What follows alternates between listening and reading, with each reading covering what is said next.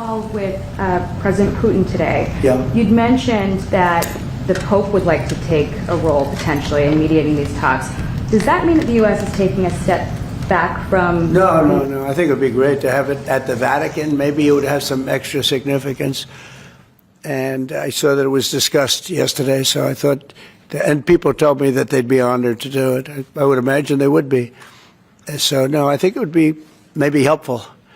There's tremendous bitterness, anger, and I think maybe that could help some of that anger. So having it at the Vatican would be, in Rome, would be I think it would be a great idea. Thank you.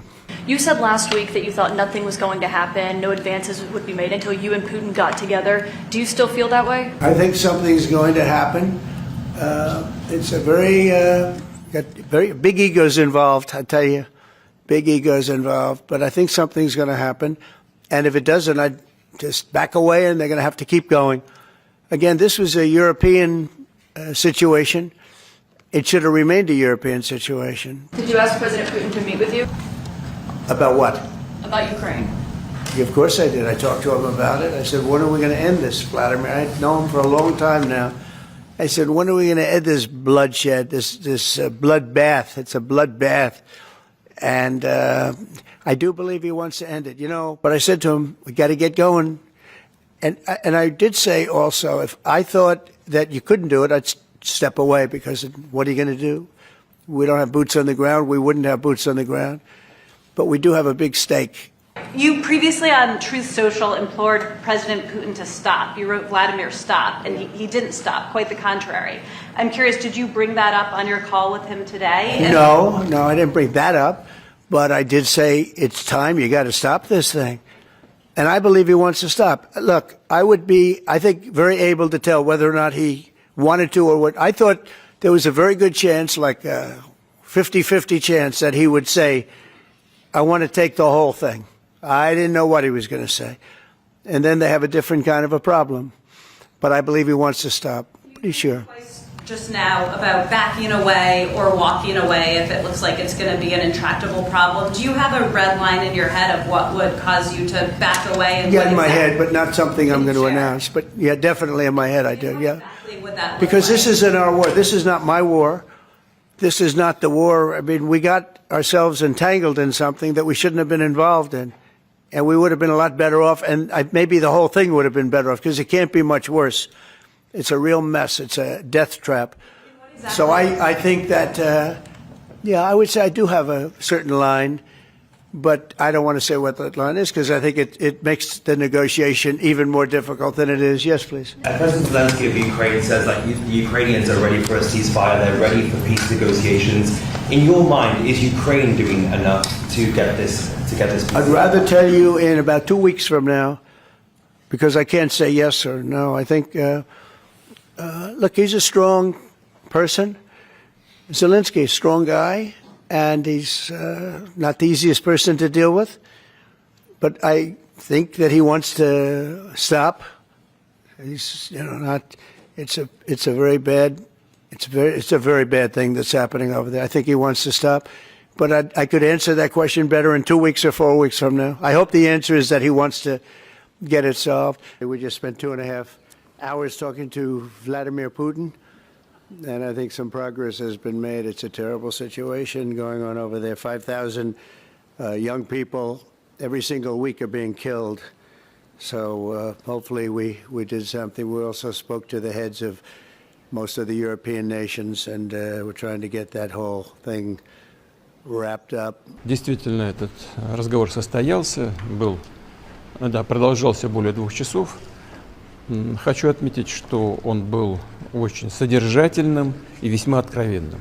И в целом, на мой взгляд, в этой связи весьма полезным. Прежде всего, я поблагодарил президента Соединенных Штатов за поддержку со стороны США возобновления прямых переговоров между Россией и Украиной по поводу возможного заключения мирного соглашения. По поводу возобновления переговоров, которые были прерваны украинской стороной, как известно, еще в 2022 году. Президент Соединенных Штатов высказал свою позицию по поводу прекращения боевых действий, перемирия. И со своей стороны отметил также, что и Россия выступает за мирное урегулирование украинского кризиса. Мы должны просто определить наиболее эффективные пути движения к миру. Договорились с президентом Соединенных Штатов о том, что Россия предложит и готова работать с украинской стороной над меморандумом по поводу возможного будущего мирного договора с определением ряда позиций, таких как, например, принципы урегулирования, сроки возможного заключения мирного соглашения и так далее, включая и возможное прекращение огня на определенное время в случае достижения соответствующих договоренностей. Контакты между участниками встречи и переговоров в Стамбуле, они возобновились, и это дает основание полагать, что мы в целом на правильном пути. Еще раз хочу подчеркнуть, что беседа была очень конструктивной, и я ее оцениваю высоко. Вопрос, конечно, в том, чтобы российская и украинская сторона проявили максимум стремления к миру и нашли бы те компромиссы, которые бы устроили все стороны.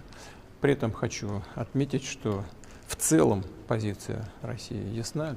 Главное для нас – устранить первопричины этого кризису. Ми розглядаємо в будь-якому випадку можливість зустрічі, ще раз зустрічі всіх команд.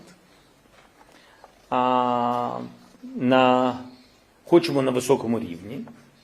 Америка, Україна, Росія і європейські НСА, представники тих країн, які зараз звучали, так, і плюс Великобританія. І така зустріч може відбутись в Туреччині, в Ватикані або в Швейцарії. У мене сьогодні було 2 дзвінка з президентом Трампом в різних форматах. Перший дзвінок був, ми з ним проговорили про те, що дуже важливо для України. Це припинення вогню, це, в принципі, безумовні речі, які ми обговорювали і в Стамбулі, і постійно до цього. Друге, це готовність Сполучених Штатів Америки піти до більш серйозних кроків, санкційних кроків, і я дуже його попросив подумати про це і застосувати, якщо Росія не буде підтримувати припинення вогню і не захоче закінчити цю війну. Я попросив його перед його розмовою з Путіним не приймати рішень про Україну без нас, і для нас це принципові речі. Що стосується пакету Сполучених Штатів Америки, тут інша історія. Тут треба, щоб ми всі разом наполегливо працювали зі Сполученими Штатами Америки для того, щоб вони в якийсь момент, який вони зможуть, ввели відповідні санкції. Це сильно допоможе. Банківські, енергетичні санкції. Від Америки дуже сильно залежить, чи буде далі Путін і армія Росії заробляти на цю війну. Або ні. Вводити наші війська з наших територій ніхто не буде. Це конституційний обов'язок мій, це обов'язок наших військових захищати суверенітет і територіальну цілісність України. Так, зараз тимчасово окуповані є території через агресію такої великої країни. Це зрозуміло. Але ніяких ультиматумів і ніхто здавати свою землю, свої території, своїх людей, свої домівки не буде.